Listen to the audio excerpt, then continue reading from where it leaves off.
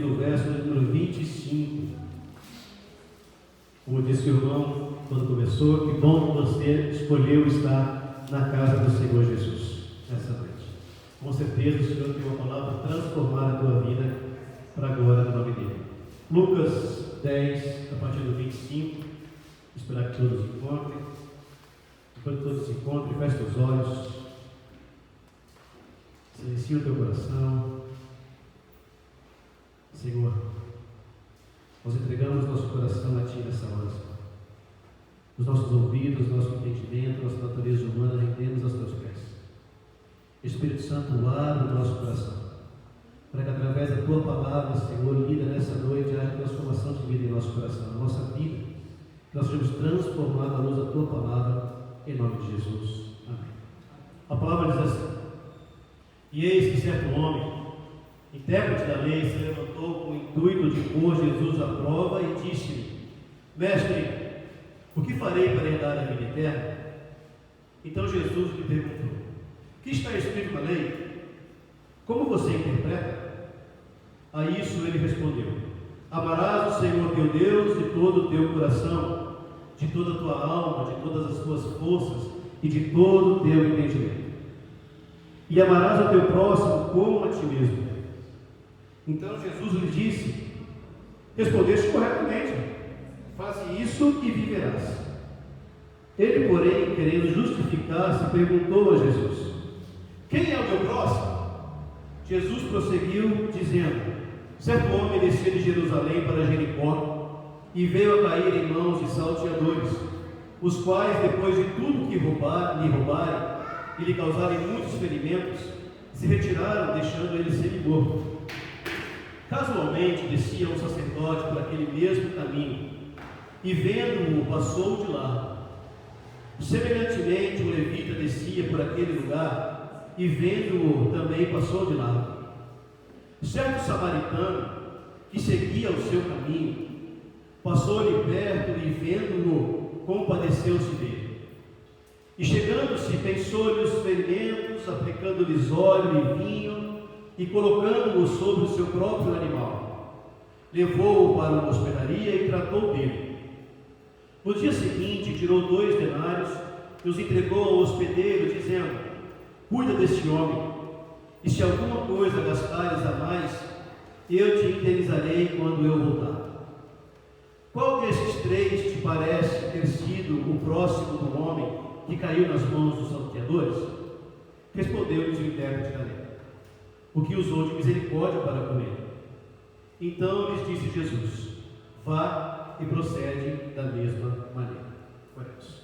Pai, nós te louvamos e bendizemos pela tua palavra, Senhor, que é lâmpada para os nossos pés, Senhor. A tua palavra transforma a nossa vida, a tua palavra nos guia, Senhor, por onde nós devemos ir. A tua palavra, Senhor, nos ajuda a tomar as escolhas certas, Senhor, no caminho correto, Senhor Jesus, assim como o Senhor viveu nessa vida. Por isso eu peço, Pai, que a tua palavra nessa noite transforme a vida dos teus filhos nessa noite, ó Pai, que a tua palavra transforma, renova, ilumina o coração de cada um, que haja nessa noite arrependimento de pecado, Senhor, que haja nessa noite transformação de vida, Senhor, que haja nessa noite mudança de comportamento em nosso meio, ó Pai, que nós entendamos verdadeiramente qual é o nosso propósito, Senhor Jesus, e qual é o teu propósito para cada um de nós nesse tempo, nessa geração, para a glória do teu santo nome.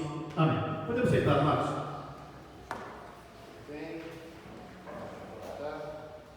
Amém.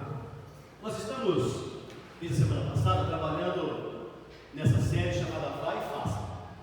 Serão 4 domingos, então. Domingo passado nós falamos sobre a boda de Caná, foi uma bênção semana passada. Essa semana nós vamos falar sobre o samaritano, que é essa palavra que nós lemos. Semana que vem vamos falar dos 70. E o último domingo nós vamos falar sobre a comissão. E o objetivo dessa série é que nós entendamos qual é o propósito de Deus para cada um de nós. O que o Senhor quer de mim? O que o Senhor quer de mim? Por que Ele me chamou? Por que Ele me amou? Então, ao longo desses 4 domingos, o Senhor vai revelando no nosso coração para que Ele tirou de onde você estava e colocou você nesse lugar. Qual é o propósito de Deus para a tua vida? Porque na vida cristã, nós falamos semana passada sobre isso, quando nós não temos um propósito, as coisas vão se cansando. Quando nós não sabemos onde nós queremos chegar, a gente começa a fazer as coisas, de repente cansa. Eu até usei o exemplo semana passada sobre o hamster, lembra? O hamster fica na gaiolinha dele, ele corre, não chega a lugar nenhum, não sai do lugar, e de repente ele cansa e dorme. Aí depois ele volta a fazer a mesma coisa, ele corre e não sai do lugar. E quando nós não temos um propósito na nossa vida cristã, nós não sabemos exatamente qual vamos, a gente corre, a gente cansa, a gente desanima. Então por que nós estamos muitas vezes desanimados? Nós não entendemos ainda qual é o propósito da nossa vida. O que é que o Senhor quer de mim nesse tempo? E a semana passada, então, nas bodas de Caná, foi maravilhoso, porque nós vimos ali que Jesus estava no casamento, e ali tinha um problema. O problema era que o vinho tinha acabado. E aí Maria fala para aqueles serviçais ali, fazer tudo que Jesus mandava você fazer. Então tinha uma ordem de Jesus para aqueles homens, para que eles pudessem obedecer, e aí aquela água ser transformada em vinho. E nós trabalhamos a pregação toda sobre esse tema. E nós vimos coisas importantíssimas para nós entendermos nosso propósito. Que o primeiro ponto é ouvir. Para você entender o que Deus quer de você, você precisa ouvir. Depois nós vimos que nós temos que ouvir, não só apenas ouvir, porque nós ouvimos muitas coisas, com muitas vozes, mas é ouvir com atenção. Porque aqueles serviçais, lembra? Eles ouviram com toda a atenção o que Jesus tinha a dizer. Então, para você entender o teu propósito, nós concluímos ouvir com atenção, acreditar naquilo que Ele está falando que você tem que fazer, independente se parece meio maluquice, porque lembra que eu falava? Jesus mandou colocar tudo e depois mandou tirar aquele vinho de lá. Então, para a gente entender o propósito, eu preciso crer que Ele está falando comigo, e aquilo que Ele está falando tem um motivo de si. E aí, depois de ouvir com atenção, acreditar, não duvidar, nós temos que obedecer. Então a gente partiu para fazer aquilo que Ele mandou. E aí sim, só depois disso que a nossa vida é transformada. Só depois desse processo todo que a nossa vida é transformada. Isso foi o primeiro dia. E hoje nós vamos refletir nessa passagem sobre a ordem de Jesus aqui. Vá e faça da mesma maneira. Ou algumas versões, vá e faça o mesmo. Algumas versões ainda, vá e proceda igual ao que esse homem fez. Eu queria começar fazendo uma pergunta para você. Se você tivesse uma oportunidade única, de convidar alguém muito importante para você jantar, muito importante, pode ter morrido, pode estar vivo, amém, filho. Quem você convidaria para jantar? Alguém muito importante, a única oportunidade da sua vida. Quem você convidaria para jantar? E aí, escolheu a pessoa já? Todo mundo escolheu? Você tem uma pergunta para fazer para ela. Uma pergunta. A pergunta que vai mudar a sua vida. A pergunta que vai fazer com que você saia dali e fale, uau, é isso. Qual a resposta que ele vai te dar? Qual é a pergunta que você tem para essa pessoa? Mais difícil um pouco, não é? A pessoa é mais fácil. A pergunta. Por que eu estou falando isso, Márcio? Porque a gente aprende ouvindo. A gente não aprende falando. Você aprende mais quando você ouve do que quando você fala. Então as oportunidades que você tem perto de uma pessoa que sabe mais do que você precisa fazer uma boa pergunta para ela, porque o que ela vai te falar para você pode transformar a tua vida. E aqui aconteceu exatamente isso. É um mestre da lei. O homem conhece a lei, conhece todas as passagens bíblicas ali. Ele sabe exatamente tudo o que está escrito ali. E ele tem uma única oportunidade de estar com quem? Com Jesus. A única oportunidade dele fala, meu Deus, eu fico pensando, o que eu vou perguntar para esse homem? O que eu vou perguntar? Mas a palavra diz que ele quer testar Jesus. Então ele faz uma pergunta para Jesus que é para mudar a vida dele. E a pergunta que ele faz é, mestre, ele é o mestre, ele chama Jesus de mestre. Mestre, o que eu faço para herdar a vida eterna? Olha que pergunta. A pergunta que muda a vida. O que eu faço para herdar a vida eterna? Mas eu quero fazer uma pergunta para você. Quem aqui recebeu herança de pai? Alguém já recebeu herança de pai? Não? Todo mundo sabe como que é a herança? O que você precisa fazer para receber uma herança? Só ser filho. Para receber uma herança, você não tem que fazer nada. Você tem que ser apenas filho. O que você faz para herdar a vida eterna? Jesus poderia responder para ele, seja filho. Mas Jesus não faz isso. Jesus não responde. Jesus não responde para ele, você quer ser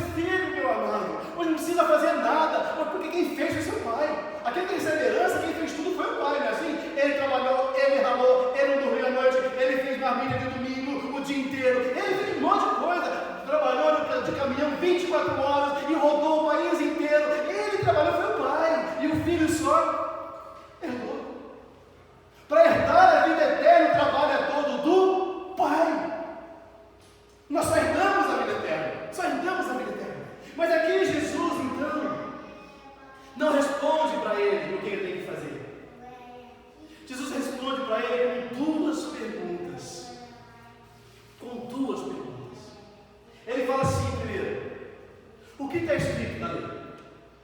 Depois ele fala assim, como você interpreta o que está escrito? São coisas totalmente diferentes. O que está escrito na lei você decora, amém? Você decora o versículo, amado. Amarás a Deus, você decora o versículo, está escrito na Bíblia, você decora. Agora, interpretar é diferente. Interpretar é dar vida ao que você leu. Interpretar é viver o que você leu. Interpretar, quem conhece aqui atores e sabe como eles fazem? Eles interpretam um personagem. Eles leem um texto, eles leem um texto e dá vida àquele texto. Ele interpreta um personagem. Então, Jesus faz duas perguntas. Você sabe, você é bom para decorar, não é? Ok, você é bom para decorar. Fala para mim o que está escrito aí. Agora, como é que você vive isso? E ele responde: amarás o teu Deus sobre todas as coisas, amarás o teu próximo como a ti mesmo. Jesus diz que a passagem fala assim: uau, você sabe mesmo a lei. Você é o intérprete da lei. Amarás o teu Deus sobre todas as coisas. É isso mesmo que está escrito. Só que tem uma coisa aqui que pega esse fariseu, que pega esse mestre da lei. Não sei se ele é fariseu, desculpa. Que pega esse mestre da lei. Ele fala assim, a pergunta: ok, entendi. Eu tenho que amar a Deus sobre todas as coisas. Eu interpreto isso, eu entendo isso. Inclusive eu faço. Porque eu sou um homem justo. Eu sou um homem que ora. Porque os homens dos judeus batiam no peito, porque eles eram os santos dos santos. Batiam no peito: eu sou santo, eu oro, eu jejum. Isso tudo eu faço. Agora, para herdar a vida eterna, eu preciso amar a Deus sobre todas as coisas e amar o meu próximo. Aí começa o problema. Porque ele fala: enquanto eu estou aqui, ninguém sabe se de fato eu amo ou não. Concorda? Ninguém vê se eu amo ou não. Eu posso demonstrar que eu amo. E quando eu estou aqui, está tudo bem. Mas quando Jesus fala, você tem que amar o próximo, que aí a verdade cai no coração dele. Obrigado, meu Deus. Ele pergunta: quem é o meu próximo? Porque se eu tenho que, para herdar a vida eterna, eu tenho que amar o próximo, esse próximo é muito importante. Esse próximo é alguém muito importante. Me mostra quem é esse próximo. Eu quero amar ele de todo o meu coração. Eu quero jogar todo o meu amor nesse meu próximo. Me mostra quem é o meu próximo. Porque para eu ir para a vida eterna e encarar e ver Deus, eu preciso amar esse próximo. Me mostra quem é, porque essa pessoa é muito importante. Então Jesus começa uma parábola para contar para ele. Jesus começa uma parábola dizendo quem é o próximo. Porque se você parar para pensar, amados, quando Jesus fala, e a palavra fala para a gente amar a Deus sobre todas as coisas, se eu amar a Deus sobre todas as coisas, eu consigo cumprir todos os demais mandamentos. Concorda comigo? Porque se eu amar a Ele sobre todas as coisas, eu não furto, eu não traio a minha esposa, eu não cobiço, eu amo o próximo. O problema é que a gente não consegue amar a Deus por todas as coisas. Nós já falamos aí. Por isso que herdar a vida eterna. Você entende que herdar a vida eterna não é ganhar, não é conquistar, não é comprar. Porque só de amar a Deus por todas as coisas, todos nós, por muitas vezes, falhamos. Então, se eu tiver que, pela minha força, para ganhar, para ter a vida eterna, amar a Deus por todas as coisas e os demais como a mim mesmo, nós não vamos mais conseguir. Por isso que é herdar. Você entende isso? E Jesus então começa a falar para ele sobre uma parábola. Olha o que Jesus começa a dizer. E antes de a gente começar a ver a parábola, eu preciso que você preste atenção nesses personagens. Todos eles. Porque com certeza você e eu somos um deles. Com certeza. Um deles é você. Um deles sou eu. Então não perca nada, nenhum detalhe de cada personagem, amém? Porque no final nós vamos falar sobre eles. Identifiquem, o primeiro personagem que fala aqui, Jesus, diz que certo homem descia de Jerusalém e ia para Jericó. E no meio desse caminho, Jerusalém era o lugar que eles adoravam, os judeus adoravam. E Jericó era o lugar que o judeu ia fazer negócio. Então era um judeu também. Era um judeu que ia de Jerusalém para Jericó.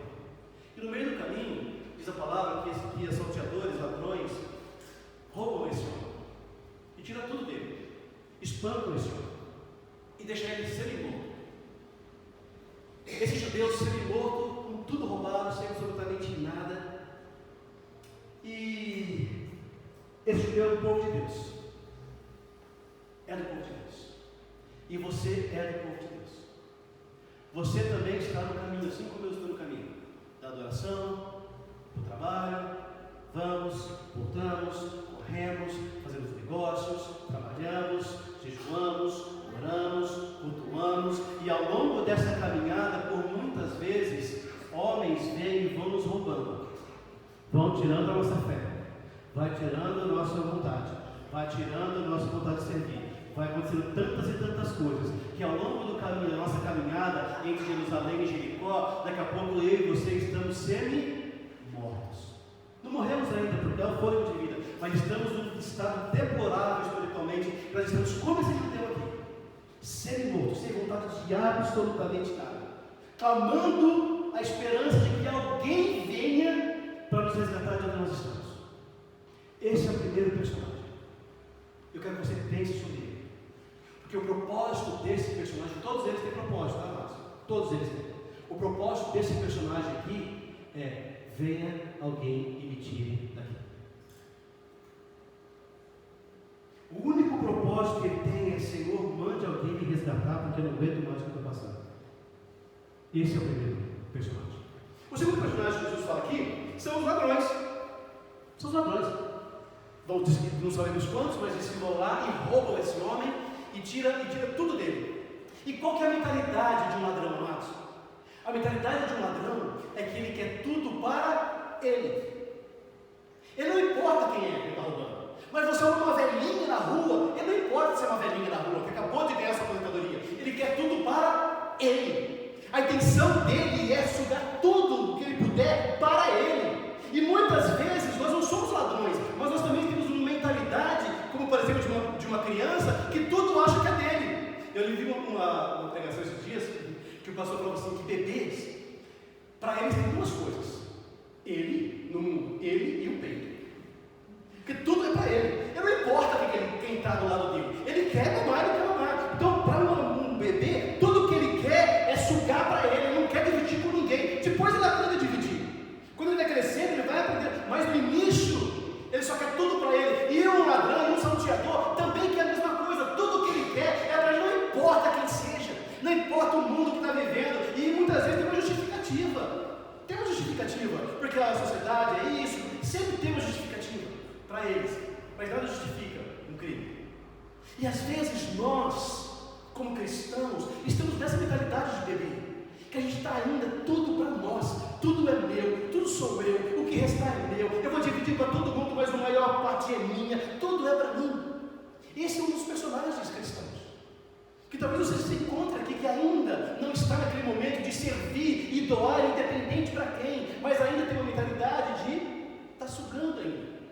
Esse é outro personagem. E Jesus manda outro personagem aqui para nós.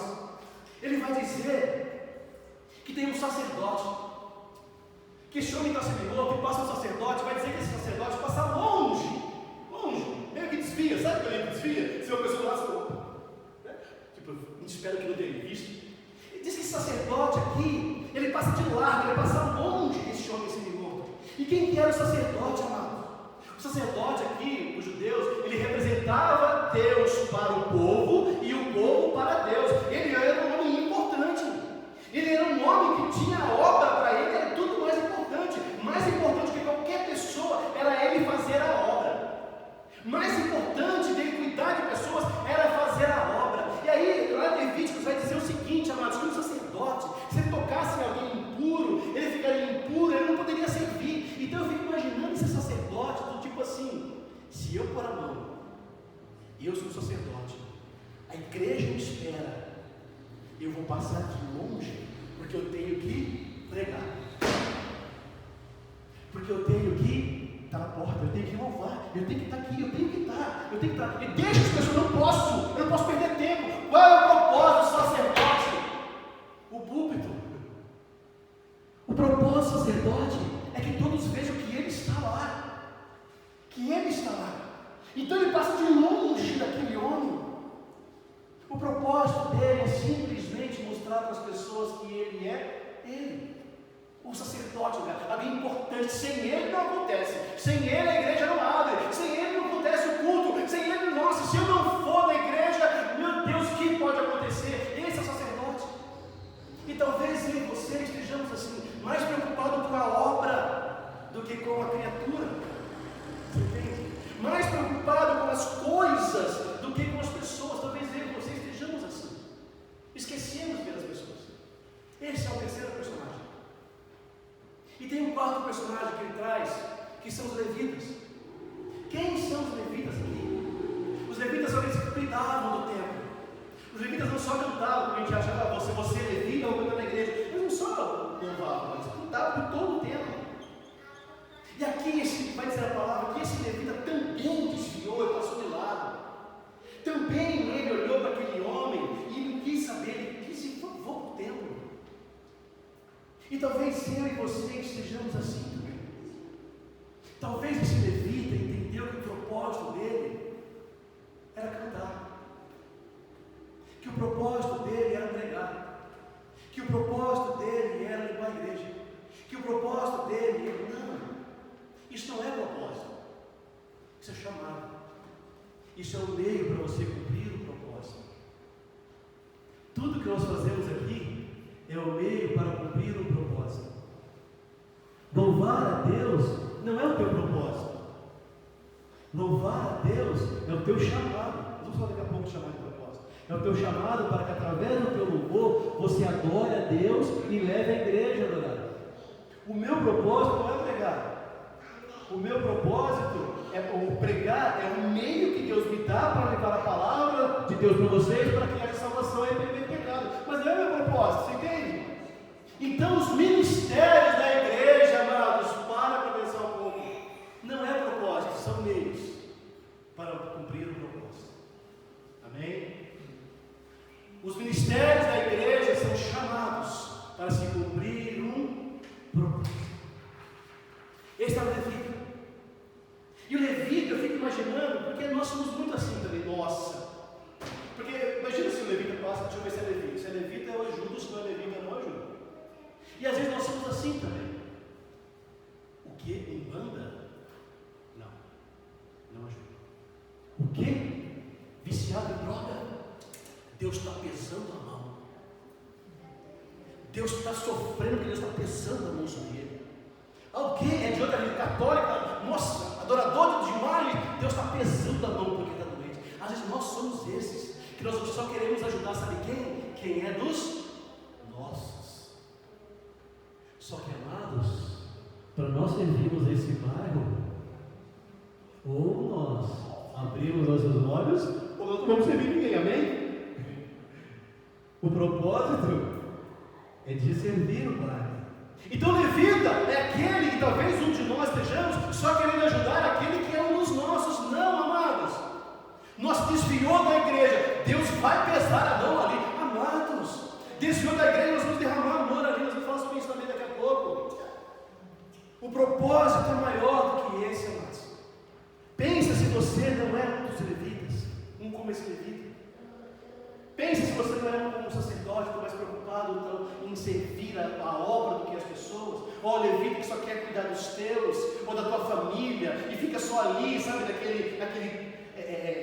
aquela bolha gospel, sabe aquela bolha gospel? Que nossa, só nós aqui, só nós somos do céu, só nós somos nós somos demais. Para! Ou minha família em primeiro lugar, sempre minha família, sempre minha família. Por quê? Porque a gente tem interesse muitas vezes. Porque a gente tem interesse nisso tudo. Então, para nós entendermos propósitos, nós precisamos entender o que é chamado. Porque chamado é diferente de propósito. Se você quiser entender propósito, vai ser tudo que você quiser entender, amados, sobre a palavra, vai lá no início, vai em Gênesis. O irmão até leu Gênesis. Vai em Gênesis. Porque ali foi como Deus pensou. Depois nós corrompemos tudo. olha como Deus pensou. E olha o que fala Gênesis capítulo de número 2, verso 15. Tomou, pois, o Senhor Deus ao homem, Adão, né? E o colocou no jardim do Éden para. Aí você para o quê? Para cultivar e guardar. Deus coloca Adão no jardim para duas coisas. O chamado de Adão é cultivar, é tratar daquilo, é cuidar daquilo. E o propósito dele é proteger, preservar, tomar conta, zelar daquilo que Deus entregou para ele. O teu chamado e o teu propósito o teu chamado é para cultivar e o teu propósito é para proteger. Primeiro você trata, você cuida dos teus, mas tem que proteger o todo, porque foi para isso que Deus te fez, amado. O teu talento, o teu chamado é para isso, os teus dons é para servir a Deus dessa forma. Proteger, cuidar daquilo que Ele te entregou. Você entende isso? Esse é o teu maior propósito. Cuidar daquilo que Deus te entregou. Sabe quem não entendeu isso? Que o propósito nosso maior é proteger o que Deus nos entregou? Caim. Caim mata o irmão por inveja dele. E Deus pergunta assim para ele: onde está Abel, teu irmão? Sabe o que ele responde? O que eu tenho a ver com esse cara aí? Por um acaso eu sou o guardador dele? Caim não entendeu que ele era guardador dele. E às vezes nós, como igreja, nós não entendemos que nós somos o guardador das pessoas, sabia? Nós não entendemos que nós temos que guardar as pessoas que entram aqui, as pessoas que passam para nós, as pessoas mais difíceis para nós, mais difíceis para nós. E eu vou dizer uma coisa, amados, Deus manda gente difícil mesmo, viu? Deus manda gente difícil para cuidar, não é? Ou todo mundo que você cuida é fácil? Ou só eu cuido de gente difícil? Parece que sou eu. Todo mundo cuida de gente difícil, amados. Por quê? É essa a função que Deus nos deu. Tem um ditado que diz assim, todo mundo conhece: quem ama, cuida. Quem ama, cuida.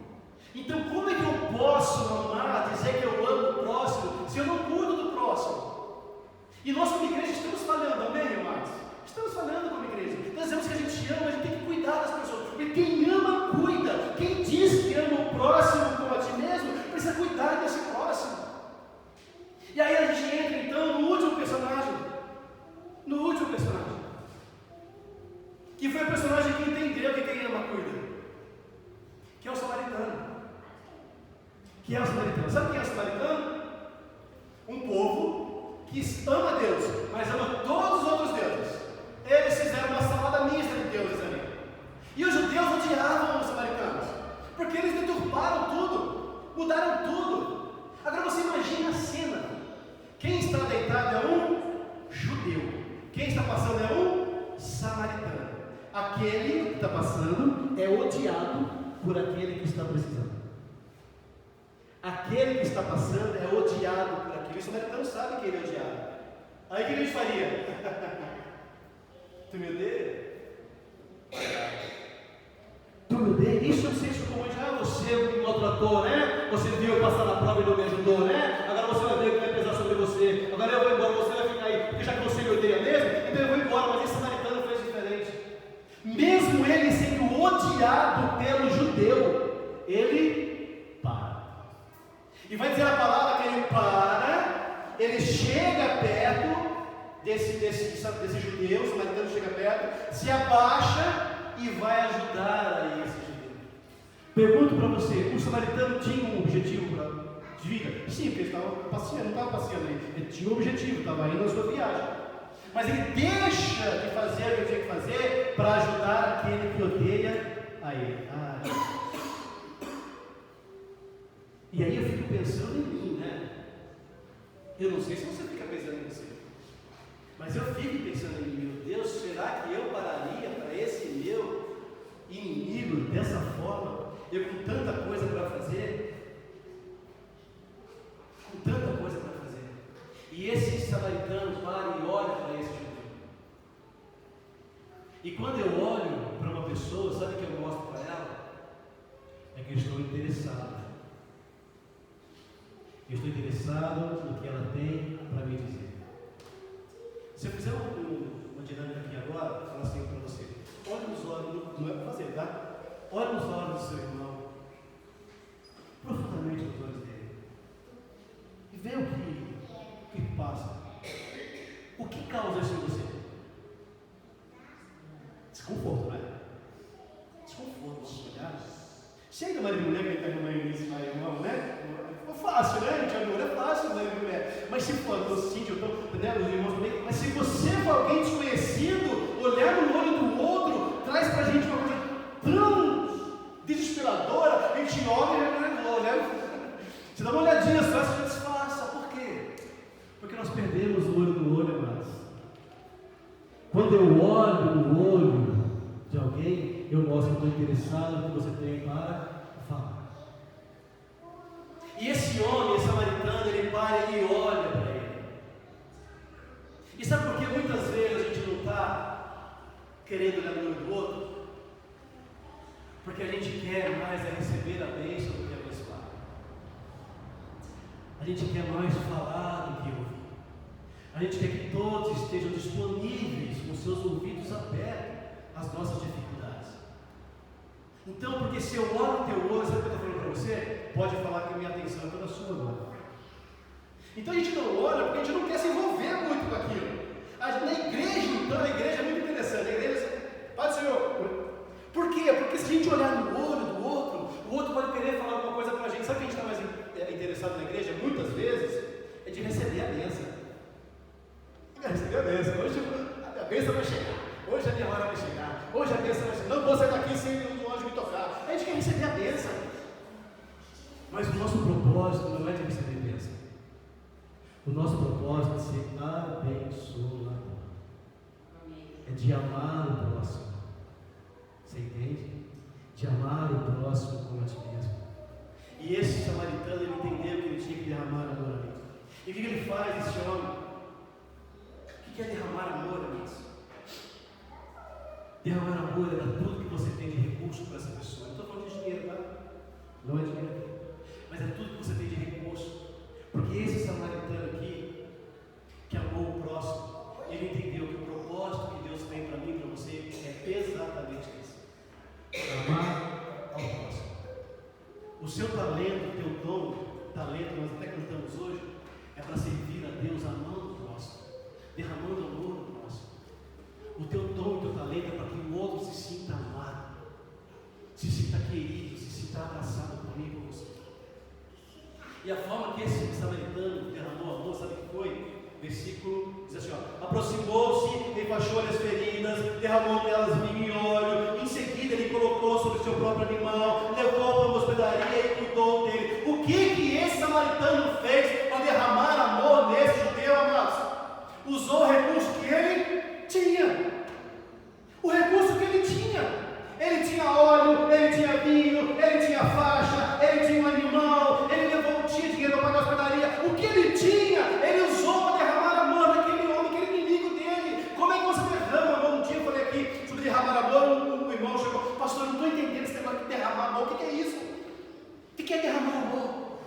É usar os teus recursos, o que você tem, para ajudar o outro naquilo que ele precisa naquele momento. Hoje a tua necessidade é de um pacote de açúcar, amanhã não é mais. Então não adianta falar: vai orar, irmão. Não, dá um pacote de açúcar para o irmão, amados. Como você derrama amor nas pessoas? Usando os teus recursos naquilo que ela precisa, naquele momento. Esse é o teu próximo. Esse é o teu próximo. Derrama amor no teu próximo, é usar. Qual é o teu talento? Pastor, o meu talento é de orar. Ora pelo irmão naquilo que ele precisa. Pastor, o meu talento é cantar. Canta os louvores para esse irmão, levar a Deus também o louvor dele. Qual é o teu talento, seu dom? Pastor, o meu dom é de pregar. Prega a palavra, sabe? E usa o que Deus te deu e derrama o teu amor nessa pessoa. Naquilo que ela precisa. Naquilo que ela precisa. E como é que eu vou saber que a pessoa precisa se eu nem olhar para o olho dela? A primeira coisa que eu tenho que saber para derramar amor é olhar no olho da pessoa e falar: fala que eu te escuto. Fala que eu te escuto? Fala que eu te escuto. E aí a pessoa fala e você, então, usa. O que eu posso fazer para ajudar nesse momento? Na prática, derramar amor é isso, irmãos. Não é sobre dinheiro. não é sobre dinheiro, mas é o tempo que a pessoa precisa de você naquele momento. O que você pode fazer para minimizar o sofrimento daquela pessoa? Se você puder resolver, glória a Deus, mas nem sempre a gente consegue resolver, não é? Mas se você conseguir minimizar o problema da pessoa, essa pessoa, porque assim, ó, nós vamos fazer uma dinâmica daqui a pouco. Eu só vou conseguir derramar amor da pessoa se eu tiver exatamente curado sobre as minhas feridas. Aquele que está deitado, que é o judeu, só vai conseguir ajudar alguém se alguém primeiro o ajudar e levantar. Concorda comigo? Depois que ele está no fundo do poço, que você levanta ele, que você cuida dele, dá um brilho nele, aí ele está pronto para cuidar de outros. Aí não adianta se eu falar, pedir para você, vem agora e vamos trabalhar na igreja e tudo vai ser diferente. Se você está com muita ferida no coração, primeiro tem que ser curado essa ferida, para depois você conseguir servir. Concorda comigo?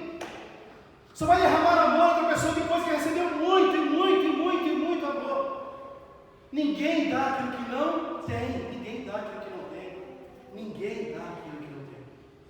E nesse lugar, amados, quem já viu o vídeo da nossa missão, vai dizer que nós queremos ser um lugar de consolo para as pessoas. Um lugar de consolo e transformação de vida.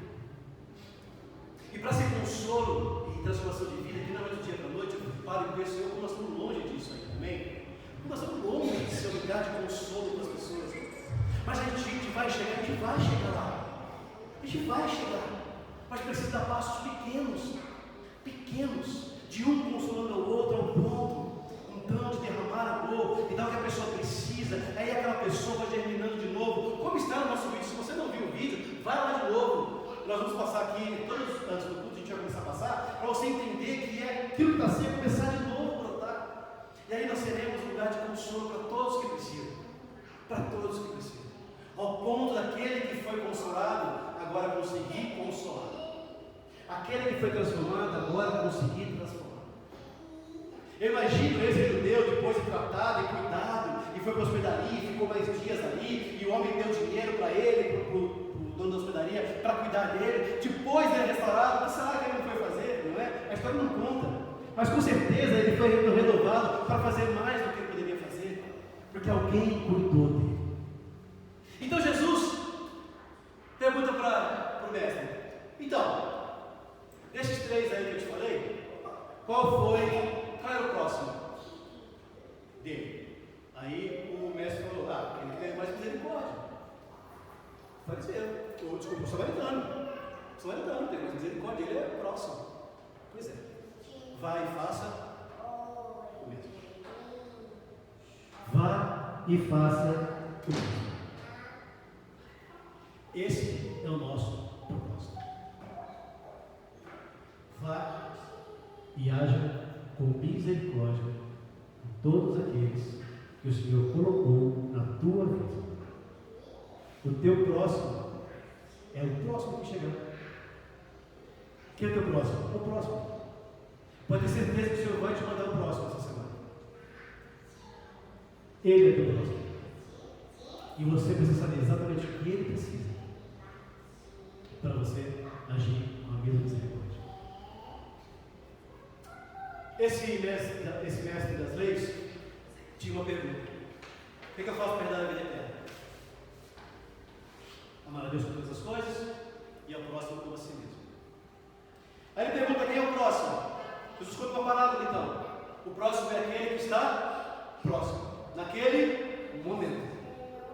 O próximo é aquele que está próximo, naquele momento. Como eu faço então para isso?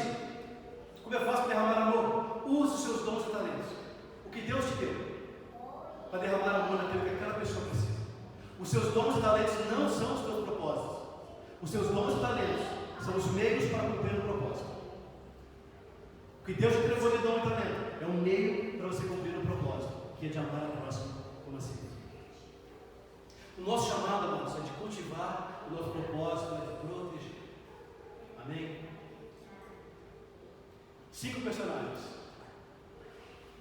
E agora você precisa de um tempinho para pensar quem é você. Mas eu vou falar. Tudo bem nessa de novo, tudo bem? Posso começar do zero? Deus, pastor.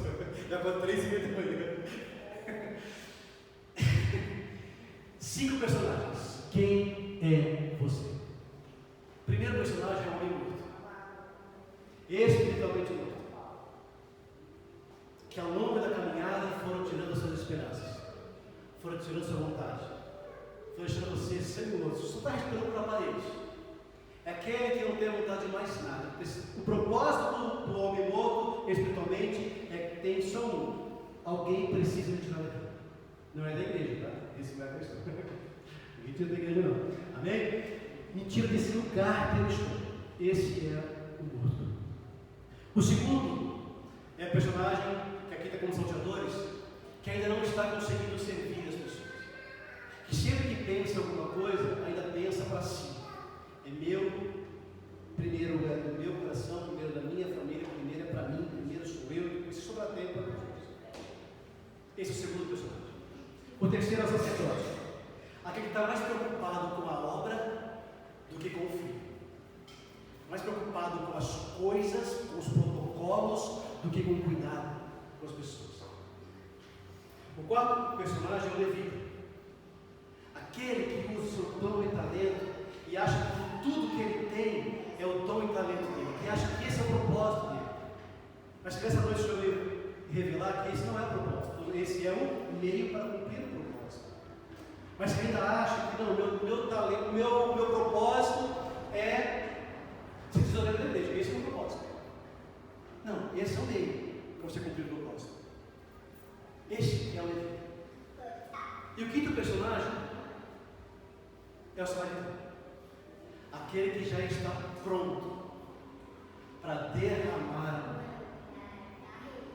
Aquele que já entendeu que o propósito é amar a Deus por todas as coisas e amar o próximo como a ti mesmo. Esse personagem é aquele que o coração pulsa pelas pessoas, que não sabe o que fazer, mas que quer usar os recursos que tem, o pouco de recursos que tem, para derramar amor em muitas pessoas. Fiquem bem.